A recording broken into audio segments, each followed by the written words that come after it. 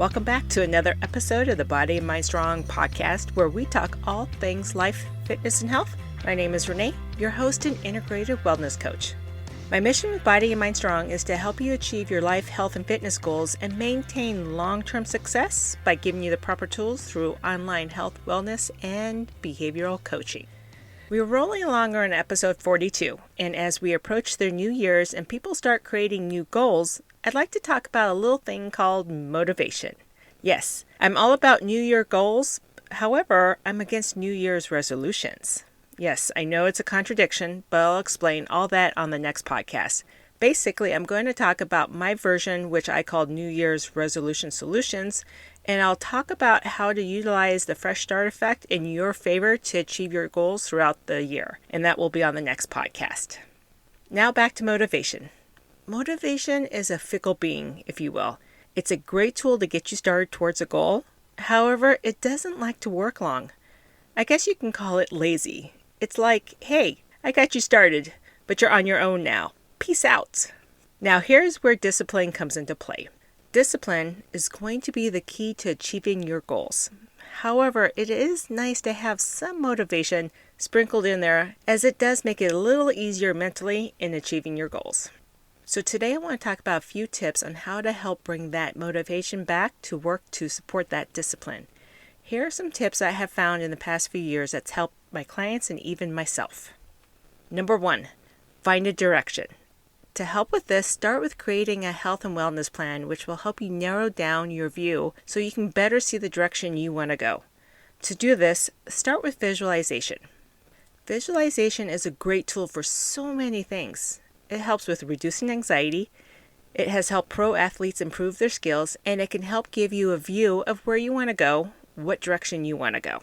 Visualization is just putting a clear picture or story in your head. What does it look like? What are you doing? How does it feel both physically and mentally, etc.? So start with visualizing the end, your ultimate goal. What does that look like for you?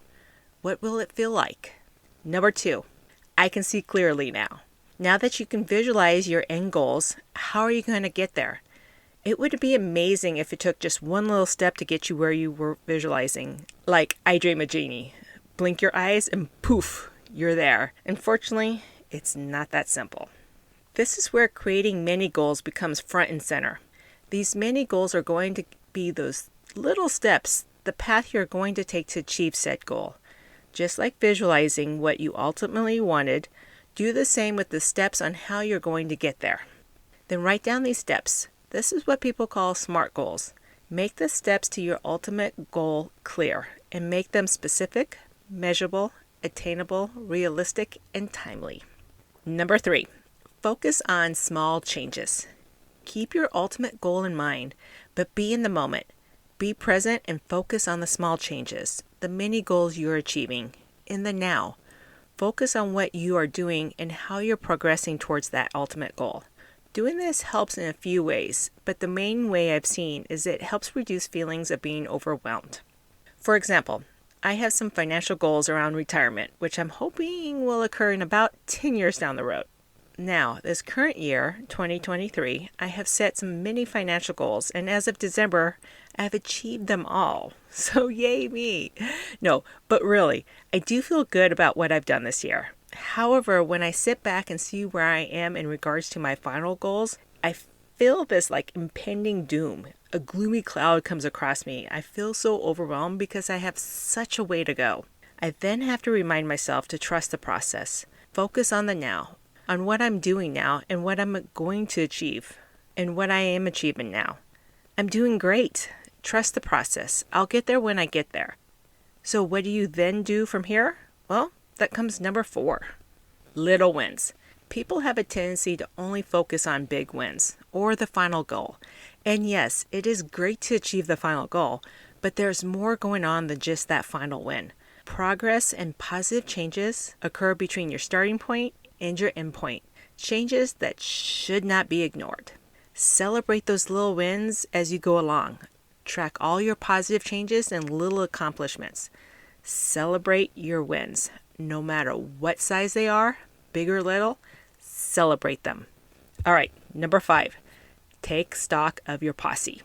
Something I learned many moons ago when I was playing sports in high school is if you want to get better, then play those who are better than you.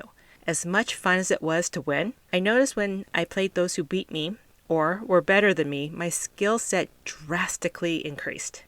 When I won, that didn't happen as much. Also, have you heard the saying, you are the average of the 5 people you spend the most time with? It's a quote most often attributed to John Ron, a motivational speaker. People who surround ourselves with, like friends, can lift us up or bring us down. Personally, I prefer the former. So basically, spend time with people who align with your values, beliefs, and goals. Surround yourself with those who inspire you and those who have the traits or skills that you aspire to have.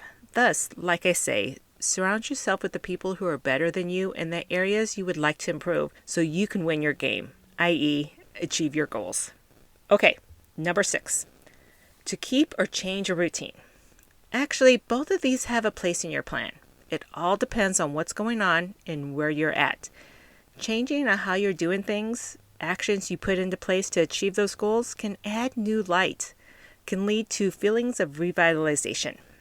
Changing up your routines, like fitness or a nutrition routine, can also help you avoid boredom and body acclimation. I have talked about body acclimation in a few episodes already, so for those who are new to listening, body acclimation is basically your body's desire to find homeostasis. So, brief example here. As we start to lose weight, our body metabolism will decrease to keep us from, well, basically dying. Our bodies don't care if we want to look hot in a new outfit, or fit into those old jeans, or even be sexy naked. Its focus is to keep us alive. So as we drop weight, our body realizes it's not getting as many calories as it used to, so it decreases energy output and uses just enough to keep us going. So changing up a fitness routine or your calorie intake can put you back on track to achieving said goals. Plus, humans tend to get bored, and changing things up can put excitement back into the game. Now, sometimes change is not always beneficial. For some, keeping certain routines increases chances of goal success. So, to change or not, well, you know best. I'm sure if you think about it, you'll know the answer. And if not, this is where a coach or trainer can help you figure that out. Okay, this leads to number 7, my final tip. Change your plan as needed. Sometimes changing up a routine is not enough. Sometimes you need to go back to the drawing board and evaluate your goals and steps to see if they're all right for you. Life happens and things change. Also, there may be some things that you thought will have worked for you, but you find out they didn't. There is nothing wrong with changing your goal midstream. The ultimate purpose is not to achieve that goal, but to achieve a goal which will add value and happiness to your life. Alrighty then, if you have any other questions for me, life, health, and fitness topics you would like to request, or are interested in working with me on your life, health, and fitness journey to a healthier, happier, stronger you, please feel free to contact me at renee@bodyandmindstrong.com.